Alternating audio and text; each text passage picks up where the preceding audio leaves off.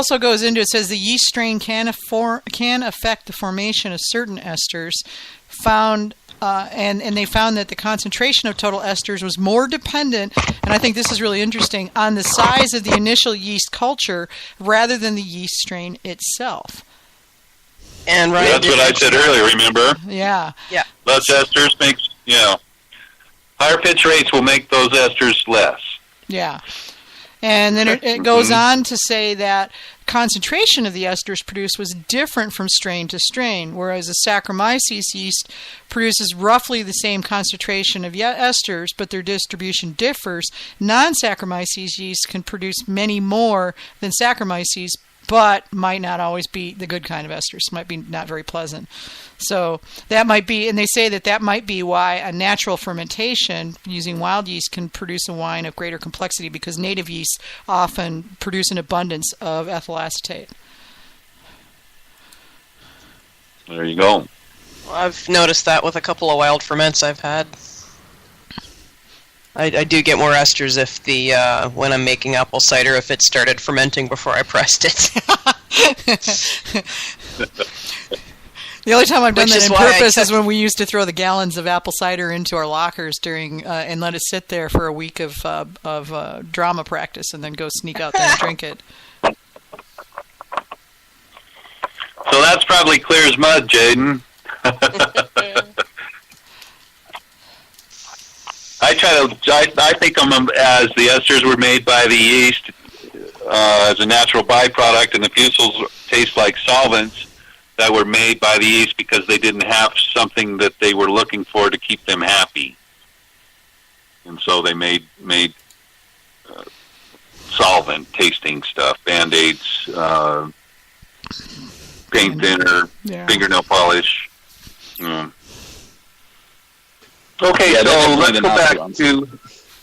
let's go back and try to say, okay, let's get more specific. How do I pick a yeast? Taste your honey. Taste your honey for a few days and find out. Write down what I taste this. I taste that. I taste the other thing. And see if tomorrow when you taste it, if you get any more, or if you maybe can even take what you thought you tasted yesterday and be more specific about it. When people say, well, I smell flowers, my first question to them is, what kind of flowers? And then they hate me.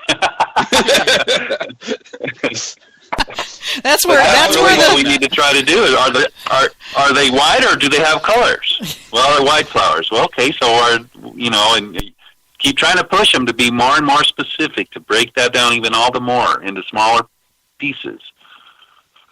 So once then you think you have what you're getting from your honey. Now, if you wanted to make this into a trad, you picked that honey because you liked it so well, and because it had this flavor, and the other. Then you go back to the handbook, and you try to find some yeast that will complement those flavors. And it's written, the complementary piece that every wine produces, every yeast strain produces, is written in this catalog, along with everything else. And so then that would be my suggestion of how to pick a yeast. If you were just looking from scratch, you know nothing about them, and you want to find a yeast that's going to work well with this honey.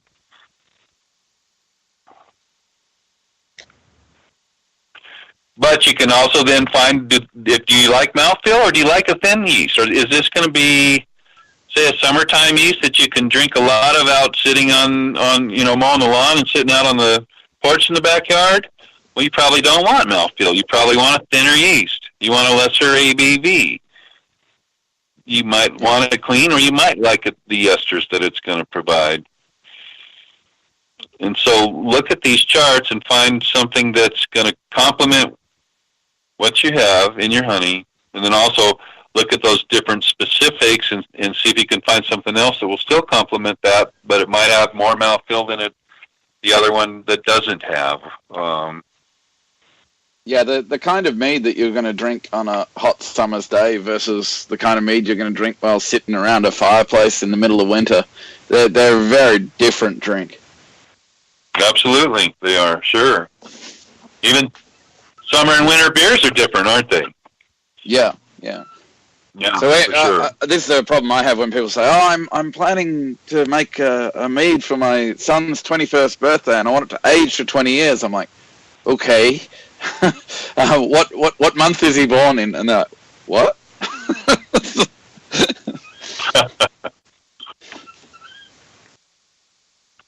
So let's now look at here's some common summer yeasts that work very well. These yeasts they don't care about the temperature as long as you don't go, let's say, over 90, which I wouldn't suggest that. Even if a yeast can go to a high temperature, I would still keep it down in the bottom 20% of his window. But that's just me personally. But D21 works great in the summer, so does DV10, so does K1V and EC1118. If you want to make some very clean, high ABVs, DV10 and EC1118 will do that. Those will go to 18 and 20%, and they don't leave very much behind. They're very, very clean tasting. If you like lots of mouthfeel, D21, D47, D80, D254. Now, the reason I know that outside of experience is if you look them up, I'm on the computer right now looking for one of them, to read it specifically to you. Let's be patient here.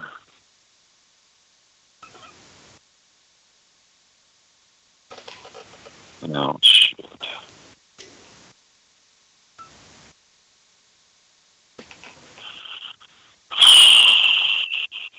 Sorry, guys. I'm going to read the description of D21. It says, noted for its good fermentation performance. It produces very few sulfide compounds during fermentation. It's selected for fermenting red wines with stable color, intense four-mouth volume. There you go. Mid-palate tannin structure and fresh aftertaste. It can also be used with very fresh or with very ripe white grapes that are barrel fermented to develop fresh fruit aromas, volume, and perceived acidity. There you go. If you're going to use a fruit that doesn't have much acid, the perceived acidity, the D21 will help in that. And then you can also go look at another chart that will tell you whether it needs a lot of food or regular food or less than regular food. It's Just while we're on that, whatnot. D21 says that, from what you're reading, in highly clarified juices, maintain fermentation temperatures greater than 61 Fahrenheit.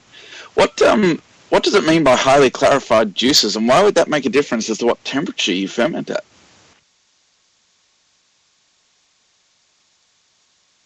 Well, I know the difference between a highly clarified juice and one that's not. We're talking about how clean and clear is it versus how much goop is in there. Like if you... Like the difference between what you call juice and cider? Yeah. Yeah, sure. Apple juice and apple cider. One is clarified, the other one's not. Okay, so I think why would they say a hotter temperature for clarified? the only thing that I can think of, Hamish, is that I know with winemakers, if they have a very non-clarified, meaning they have lots of grape skins and detritus and stuff in there, all of the solids, you want to keep that pretty cold because that's going to have a tendency to get vegetal on you and start to rot with the warmer temperatures, so they keep it very cold. And so maybe that's why they're saying if you have something that's fairly clarified, you can afford to warm it up. Well, But I don't know. Also, I think the temperature will it'll clarify at a lower temperature too. So you want to keep the temperature lower if it's got more stuff in it, because then it'll drop out more clear. Whereas if it's already clear, you don't have to worry about anything but the yeast. I'm guessing. Mm-hmm.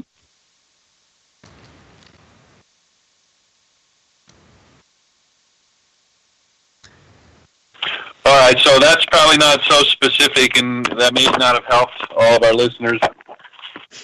But if that's the case, I'm thinking that's probably because you were wanting a list that says, if I'm going to make a mellow mill, this is what I should use. What do I want to use if I'm going to make a sizer? We're going to, for you guys that want that, we're going to go really quickly through this. So So get your paper and pencil ready. For semi-sweet traditionals, D47 and 71B is a great yeast. D47, 71B, sweet, and semi-sweet trads. If you like a dry traditional, K1B and RC212. If you want to make something with berries, you would like to use a 71B. And we're going to come back to that in a minute because that's a specific yeast, because it's what they call fructophilic. It likes to eat fructose before it eats glucose. For sizers, K1B works great for sizers because of the esters that it adds, which is a lot of that meadow foam, meadow sweet, chamomile. The K1B esters are along that line of aroma. And EC 1118 and D47 also works well for sizers. Dark grape piments, so these are grapes that you've crushed to make a mead out of, RC212. DV10 and EC 1118 for sparkling meads. And then K1B and D47 also works really good for methylglins. We're not going to talk about it tonight, but if you want to do some Surly aging where you, and I'm not sure if it's called Surly or Surly, but D47, K1B, CY 3079, and D21 work good for that. So there's your list for the guys that have to have a specific yeast for a specific type of or style of mead. But I really want to encourage you to learn how to make mead, and then you won't necessarily feel so, you won't have as much of a desire to have a recipe. I don't hardly ever ask for a recipe anymore. And it's not, I'm not saying, you know, oh, look at me, but I'm just saying once you understand how to make mead, then you're so much freer to pick and choose what you want to use. You can make your own recipe up, and you'll know that it's going to work. Yeah, eventually you'll get the feel for what you need to pick out of a recipe, because even when I'm cooking, you know, I look at recipes for ideas, and then I go and do it myself, but I've got the experience to know what I need to do to make the chemistry work and what I need to do to make the flavor work. Right. So you sort of you've got a basic idea of what nutrients you need and a basic idea of what yeast you're going to use for a particular flavor, and then you just go with that. But like what I look at recipes for is how much fruit do I use in a mead if I'm making a melomel. Because that's the part for me that's always hard to judge, is how much fruit do I want so that I can taste the fruit but also taste the honey. And that's the thing, really. I mean, if you get your fermentation process down pat, you're going to make good mead. It's just then a matter of what flavors you are looking for and what flavors you got. So then you can refine what you actually do with your recipe. As long as you learn how to ferment properly, it doesn't matter what you put in. It's going to probably come out drinkable unless you've completely overdosed some nasty spice or something like that. So it's more about your process early on than it is about the recipe. It really is, and here's one reason why I think people really handicap themselves by, and I understand you want to get started and make mead, I get that, so ask somebody for a recipe, but very early on, try to learn how to make mead, try to learn how the science works, because if you could take the best recipe in the world, but if you don't understand the science, you're still going to be making, fingernail polish. It's still going to taste like crap, even though you have the perfect recipe. I could give you a Major Cup winning recipe, and it would still turn out bad if you don't understand the science that you have to employ to make a good mead. Well, if you've got the right procedures, you can get away without understanding the science, but where it falls to pieces is when you go to try to change something. Mm-hmm. Well, and notes, too. I mean, I constantly get emails going, I used this recipe, and why did it come out crappy? And it's like, so let me see your notes. And they're like, notes? What notes? And it's like, if you're not documenting what you did and what the temps were and what it tasted like and what the, specific gravity was, and, if you're not doing that, then you have no way of knowing what you did. You can't go back and say, "Oh, I see where it went sideways when the room temp jumped from 70 to 80 degrees, and no wonder it tastes like gasoline." It's like, they don't. And I've